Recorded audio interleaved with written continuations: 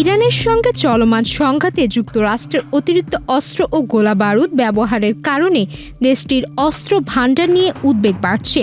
Pentagon যে হারে তাদের মজুদ থেকে উন্নত মানের ক্ষেপণাস্ত্র ও প্রতিরক্ষা সরঞ্জাম ব্যবহার করছে, তাতে ইউরোপ ও এশিয়ার মিত্র দেশগুলো আশঙ্কা করছে তাদের জন্য নির্ধারিত অস্ত্র সরবরাহ সময়মতো পাওয়া নাও যেতে পারে। ওয়াশিংটন ভিত্তিক এক সম্প্রতি বিশেষ প্রতিবেদনে এমন আশঙ্কার কথা উঠে এসেছে।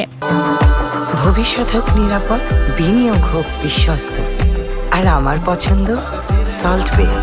ওয়েলকাম টু সল্ট বে।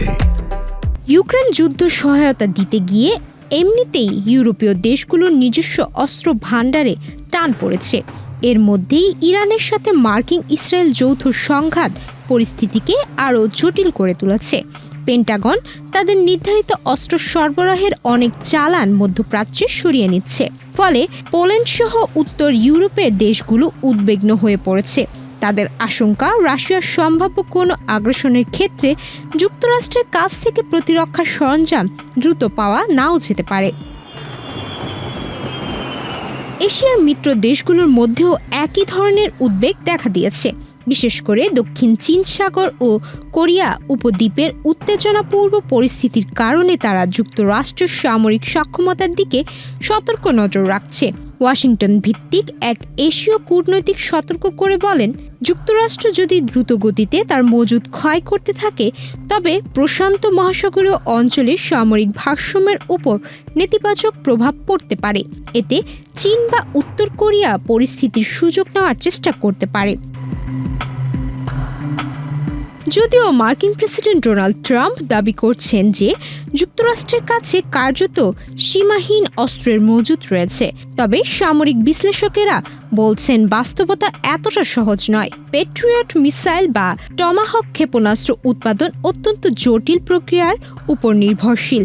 এই ধরনের অস্ত্র তৈরি করতে দীর্ঘ সময়, দক্ষ জনবল এবং সংবেদনশীল সরবরাহ প্রয়োজন। ফলে কোনো কারখানা রাতারাতি উৎপাদন কয়েক গুণ বাড়িয়ে দিতে পারে না। মার্কিন প্রতিরক্ষা দপ্তরের কর্মকর্তারা কংগ্রেসের কাছে স্বীকার করেছে যে ইরান সংঘাতে তারা অত্যন্ত উচ্চ হারে নির্ভুল লক্ষ্যভেদী ক্ষেপণাস্ত্র ও ইন্টারসেপ্টর ব্যবহার করেছেন।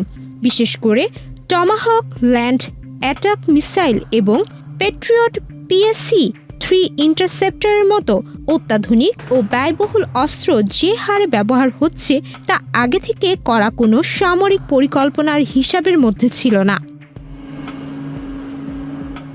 এদিকে যুক্তরাষ্ট্রের উপর নির্ভরশীলতা কমাতে অনেক দেশ এখন বিকল্প সরবরাহকারীর দিকে ঝুঁকছে। ইউরোপীয় ইউনিয়ন ইতোমধ্যে নিজেদের প্রতিরক্ষা শিল্পে অগ্রাধিকার দিতে নতুন নীতিমালা অনুসরণ করছে। একই সঙ্গে দীর্ঘদিনের মার্কিন মিত্র পোল্যান্ড যুক্তরাষ্ট্রের পরিবর্তে দক্ষিণ কোরিয়া থেকে ট্যাঙ্ক ও আর্টিলারি কেনা শুরু করেছে। এতে মার্কিন প্রতিরক্ষা শিল্পের জন্য বড় অঙ্কের অর্থনৈতিক ক্ষতির আশঙ্কা তৈরি হয়েছে। হোয়াইট হাউসের মুখপাত্র অ্যানা কেলি জানিয়েছেন, প্রেসিডেন্ট ট্রাম্প ইউরোপ ও মধ্যপ্রাচ্যের অংশীদারদের সাথে নিয়মিত যোগাযোগ রাখছেন। তার দাবি, মার্কিন অভিযানের ফলে ইরানের ব্যালিস্টিক ক্ষেপণাস্ত্র হামলার সক্ষমতা প্রায় 90% কমে গেছে এবং এই হুমকি মোকাবেলা করা যুক্তরাষ্ট্র ও তার মিত্রদের নিরাপত্তার জন্য অপরিহার্য ছিল।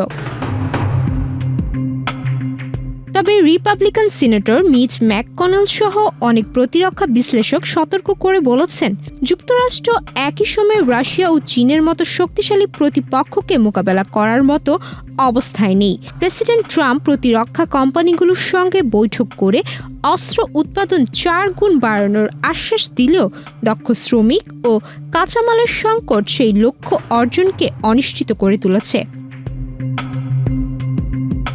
সুমায়া মিতু, বাংলাদেশ প্রতিদিন।